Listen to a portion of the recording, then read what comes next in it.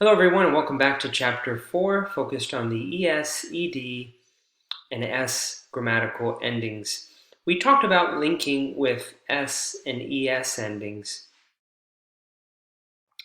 and that how oftentimes when you have a consonant cluster, a PT and a KT or an ND consonant cluster, that middle consonant actually is omitted. You can't hear it because there's so many consonants together in one syllable. The similar phenomenon takes place with ED endings. It really depends upon the initial sound of the next word that comes after the ED. If that next word begins with a vowel sound, then the T or D consonant sound that the ED ending makes will be very clear. You'll be easily able to distinguish it because you have a vowel sound right before the ED ending that sounds like T or D. So for example, we saved up for our vacation. Saved up. Saved up. And they're right.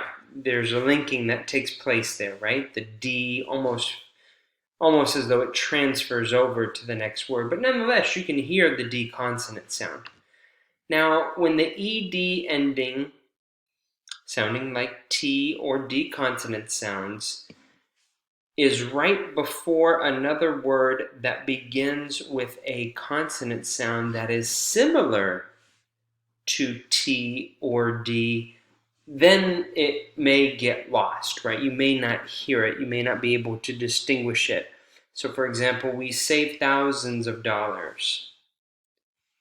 We save thousands of dollars. We have D consonant sound, saved. And then you have thousands, right?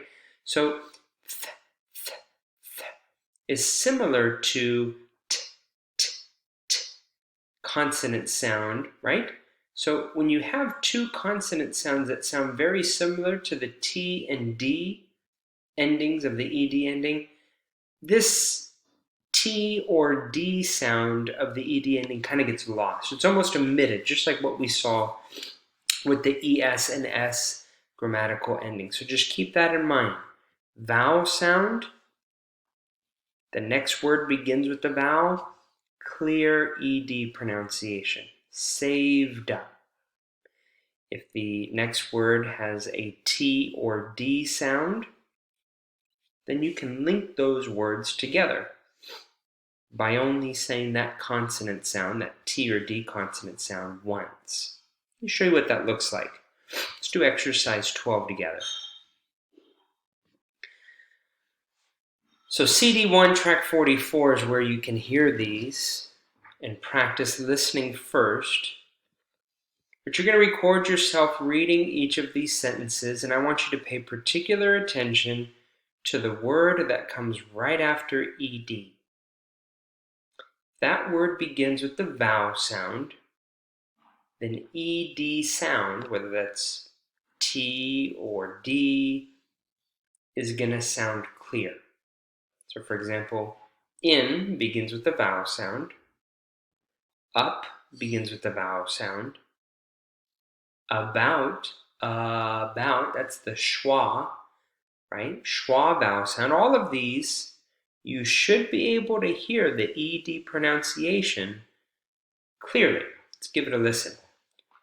Carlos didn't major in business. He majored in economics. Carlos didn't major in business. He majored in economics.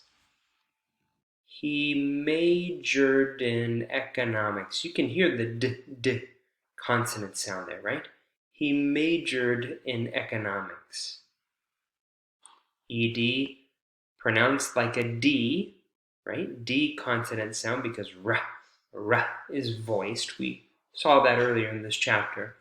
Voiced consonants will make the ED sound like a D. then we have a vowel sound, so that D sound should be really, we have a vowel sound for the next word, so that D sound should be really clear. Number 2, I've backed up all of the data. Backed up. Backed up. Backed. Backed up. Not a great example.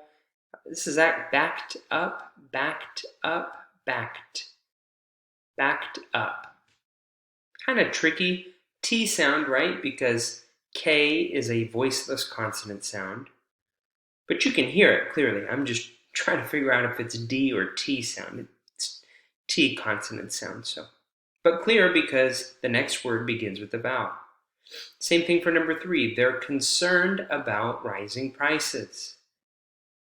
They're concerned about rising prices. Concerned about. Concerned about. And that D kind of transfers over, right? With all of these, the final consonant sound of D or T transfers over and is almost the beginning of the next word. But the point that this exercise is trying to get you to understand is that that final consonant sound of D or T is clear. Now notice the difference with number 4. The 2 countries have agreed to cooperate. The 2 countries have agreed to cooperate. You don't hear the D consonant sound. You hear the T, the initial T consonant sound, but the D consonant sound almost goes away. It's almost as if you're saying agree, right? Listen one more time. The 2 countries have agreed to cooperate. Agreed to cooperate. When you have a DT consonant sound at the very end and a DT consonant sound at the very beginning of the next word, the ED sound almost goes away entirely. So listen to CD1 track 44, listen to it a few times, focus just on the linking that takes place here. Very common in English to create rhythm. We talked about linking in the previous course. So this is just to get you to identify linking as it relates to ED endings. The ED ending in the past tense and the ED ending of past participles.